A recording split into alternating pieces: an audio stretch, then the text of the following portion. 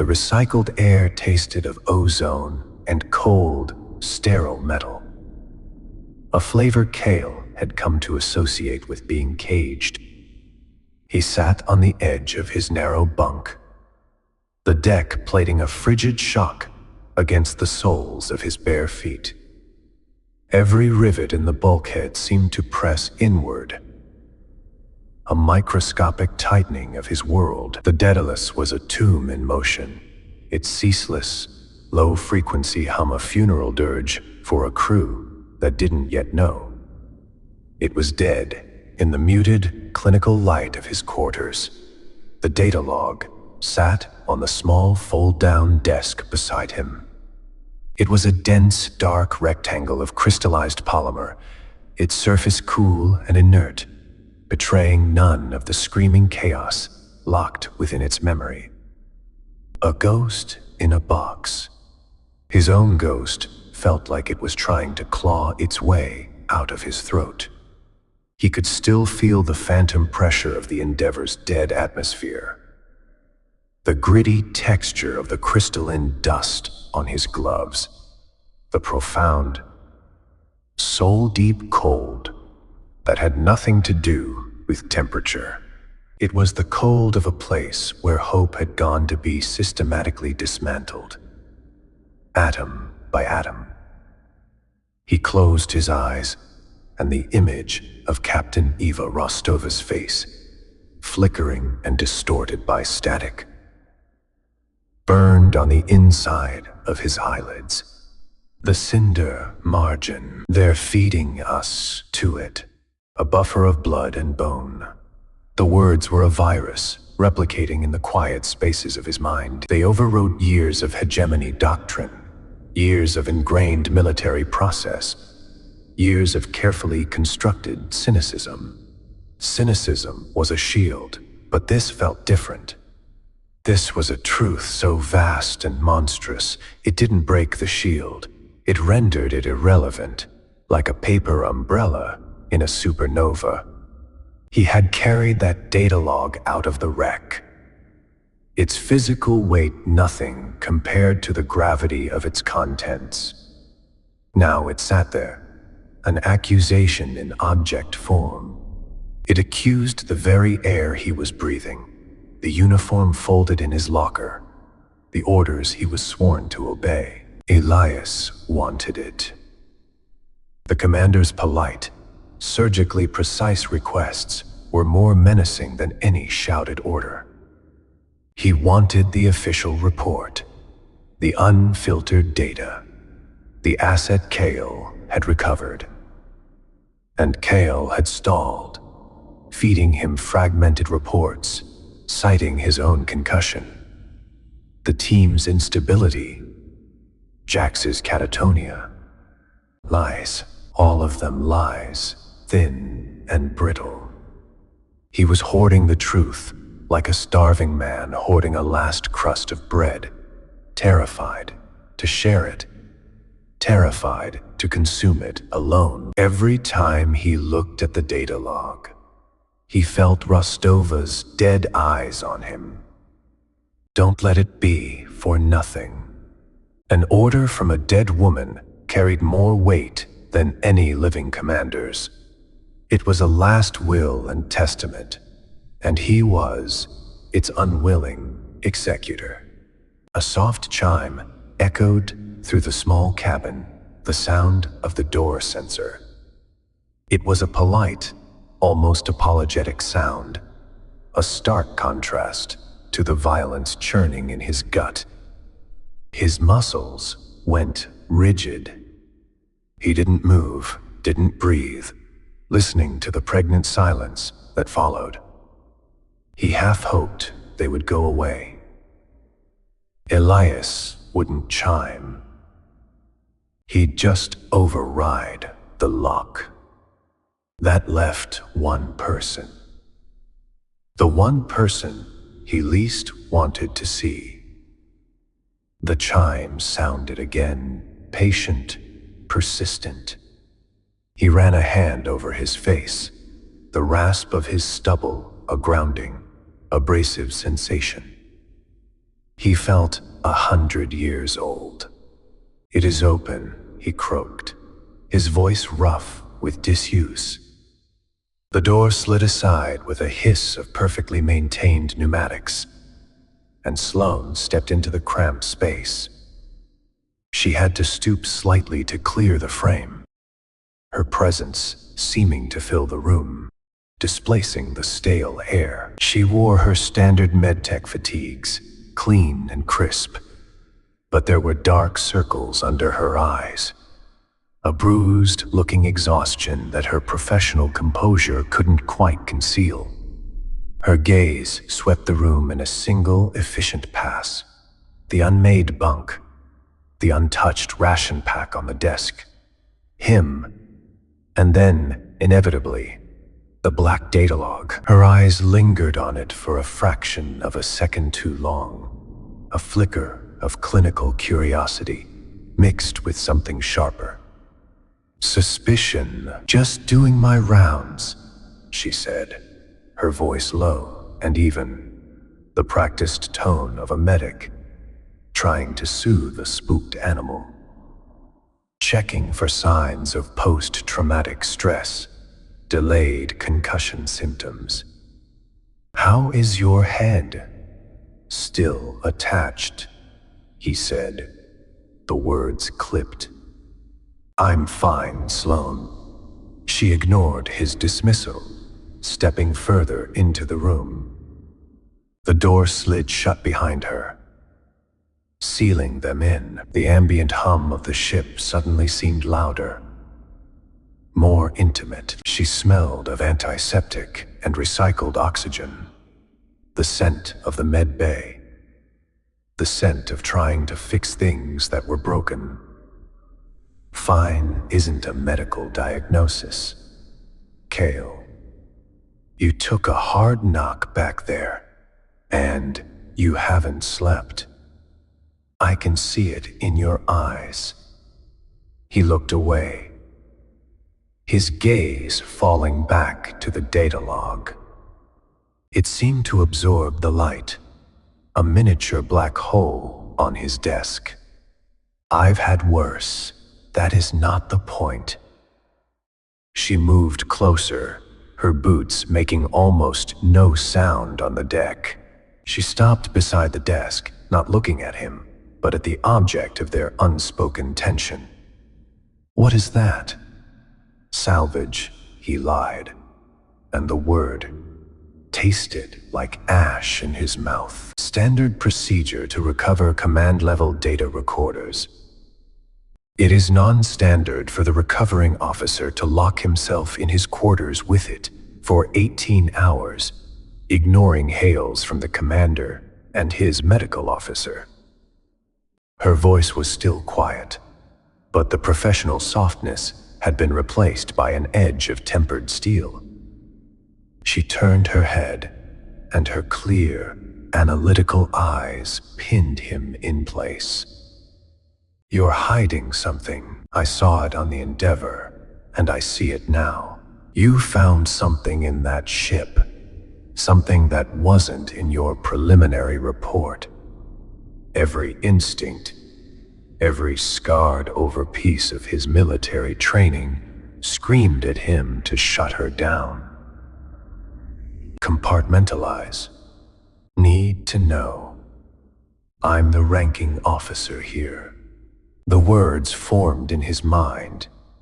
The old, familiar armor, but they felt hollow, useless. "It is classified, Doctor." The title was a deliberate jab, an attempt to re-establish the chain of command, the professional distance. She didn't even flinch. "Don't," she said, her voice dropping to a near whisper, yet carrying more force than a shout. "Don't you dare pull rank on me now, Kael. Not after what we saw, not with Jax."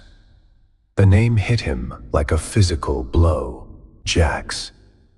He'd seen the boy in the med bay, strapped to a biomonitor, his eyes wide and vacant, staring at a reality only he could see. His lips moved sometimes, whispering fragments of static and terror. They said he was stable. A stable, shattered mind.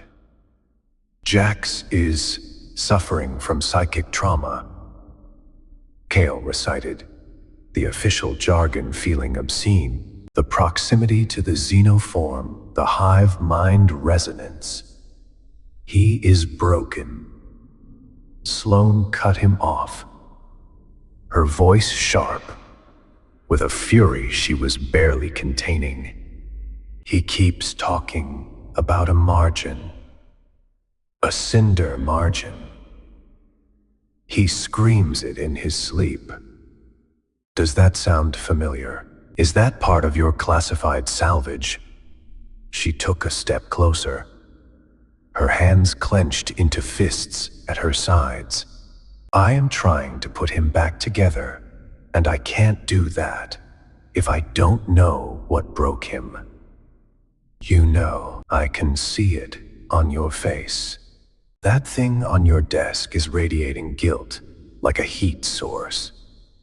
Time seemed to slow down, stretching thin between the thrumming heartbeats of the ship. The air grew thick, heavy with unspoken words. He could feel the cold sweat on his palms, the frantic thud of his own pulse in his ears. He was balanced on a knife's edge. On one side was the abyss of court-martial, of summary execution for withholding critical intelligence from a commanding officer in a time of war. On the other was the abyss Rostova had shown him, a truth so dark it threatened to extinguish everything, and Sloane was standing right in the middle of his fall line, demanding he choose a direction. His internal monologue was a maelstrom. She's a civilian recycled. Her loyalty is to her ethics, not the hegemony. Can you trust that? Can you trust anyone?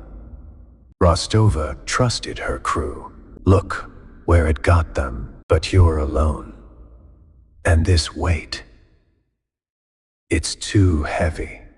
It's crushing you. You're not thinking straight. You need another set of eyes. Not military eyes. Not Elias's cold, calculating gaze. Human eyes. This is above your pay grade, Sloane. He tried. One last feeble attempt to wave her off. Her laugh was a short, bitter sound, devoid of humor. My pay grade. I was recycled for giving unsanctioned antibiotics to a kid with pneumonia in the uncycle slums. My pay grade is whatever the hegemony decides it is on a given day. My purpose, she leaned in, her eyes boring into his, is to keep people alive. And I have a feeling that whatever is in that box is directly at odds with my purpose. He looked at her. Truly looked at her. He saw past the cynical medic, past the defiant idealist he'd first met. He saw a woman who ran toward the sound of the guns, not with a rifle, but with a med kit. A woman who believed some things were worth getting recycled for. Her idealism wasn't a weakness. It was a different kind of armor. Maybe a stronger kind. He let out a long, ragged breath that he felt like he'd been holding since he'd stepped onto the Endeavor's bridge. The decision wasn't a logical one. It was an act of surrender. He couldn't carry the ghost alone anymore. Sit down, he said, his voice flat with exhaustion. He gestured to the only other surface in the room. Sloane's expression didn't change, but a flicker of something surprise. Maybe vindication passed through her eyes. She moved to the crate and sat, her posture straight, expectant. She was a coiled spring. Kael reached out a trembling hand and picked up the datalog. It felt heavier now, denser, as if it were accumulating the tension in the room. He turned it over in his hands, tracing the scorch marks along one edge. What I'm about to show you, it is not just classified. It is an execution order. For me, for showing you. For you, for seeing it. Do you understand? I understand, she said, her voice unwavering. Show me. He keyed in the override sequence he'd pulled from Rostova's command console, his fingers moving with practiced precision. A low hum emanated from the datalog, and a conical beam of blue-white light projected onto the bare metal of the opposite bulkhead. Dust motes, invisible a moment before, danced in the beam like frantic, tiny stars. The light resolved into the familiar, harrowing image of the Endeavor's bridge. The scene was chaos rendered in flickering holography. Emergency lighting painted everything in a blood-red wash. Consoles sparked, showering the deck with incandescent particles. Bodies were strewn across the floor, some still, others moving feebly, and in the center of it all stood Captain Rostova. Sloane made a soft, sharp sound, a medic's involuntary gasp at the sight of so much trauma. Kael watched her face, not the projection. He saw her clinical eyes cataloging the injuries, the triage impossibilities, the sheer scale of the disaster. Then her focus narrowed, landing on Rostova. The holographic captain's voice filled the small room, tinny and laced with static, but radiating an authority that transcended the recording's poor quality. Log entry, final. Hegemony command has been compromised. They are not responding, or they are choosing not to. Sloane leaned forward, her elbows on her knees, her entire being focused on the projection. Her professional detachment was dissolving, replaced by a raw, horrified intensity. Rostova's image paced, a phantom trapped in a box of light. The anomaly.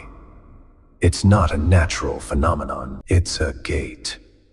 That is what the xenomorphids are. Not invaders. They're a harvest, and the hegemony has been pointing them our way. Kael saw Sloane's knuckles turn white where she gripped her knees. The air in the room seemed to crystallize, each molecule vibrating with the dead woman's words. This entire sector, Rostova continued, her voice cracking with a mixture of rage and despair, her hand gesturing to a star chart that flickered on a dying console behind her, is a buffer zone. A fire break. They call it the Cinder margin. We're not meant to win. We're not meant to hold the line. We are the line. We're the fuel for the fire. They send us out here, ship by ship, colony by colony, to be consumed, to slow them down, to give the core worlds, to give Mars time. The recording showed Rostova looking directly at the pickup. her eyes seeming to pierce through time and space to look right at Kael, right at Sloane. We were sent to investigate a communications blackout, a standard patrol. It was a lie. They sent us to die. They knew the hive was here. This was a calculated loss. My ship, my crew, a rounding error in their war budget. A series of violent explosions rocked the holographic bridge. Rostova was thrown against a bulkhead, but she pushed herself back up, a dark stain spreading across her uniform. Her breathing was ragged. If anyone finds this, if any part of the Endeavor survives, do not send it to High Command. Do not trust the Hegemony. They are sacrificing humanity to save a fraction of it. They are feeding us to the wolves to keep their own houses safe. This war is a lie. Tell them, tell someone, what they did at the Cinder margin. The image dissolved into a blizzard of static. A final, piercing shriek of tearing metal echoed, and then silence. The projector beam died. The room was plunged back into the dim, sterile light, which now felt suffocating. The only sound was the hum of the ship and the ragged, unsteady rhythm of Sloane's breathing. She hadn't moved. She stared at the blank bulkhead where the ghost of Eva Rostova had delivered her final, damning testimony. The silence stretched, thick and heavy as deep sea pressure. When she finally spoke, her voice was a ghost of itself, a dry, rasping whisper. A buffer, a sacrifice. She lifted her head slowly, and her eyes found his. The defiant idealism was gone. The professional calm was gone. In their place was something new, something cold and terrifyingly clear. It was the look of a healer who had just been handed a diagnosis for an entire civilization, and the prognosis was terminal. They're all going to die, she said, not as a question, but as a statement of fact. This entire crew, the whole outer fleet, every colony beyond the belt. The Hegemony is feeding them into a meat grinder. Yes, Kael said, the single word a lead weight in his chest. She stood up, her movements stiff, mechanical. She walked to the desk and looked down at the datalog. Now just an inert piece of polymer once more. She didn't touch it. Elias wants this, she stated. He does. And if you give it to him, he'll bury it, Kael said. The certainty absolute. He'll send a redacted report up the chain. We'll get a commendation for surviving. And the Daedalus will get its new orders, and we'll fly right into the grinder, just like the Endeavor did. Sloane nodded slowly, a dark understanding dawning in her eyes.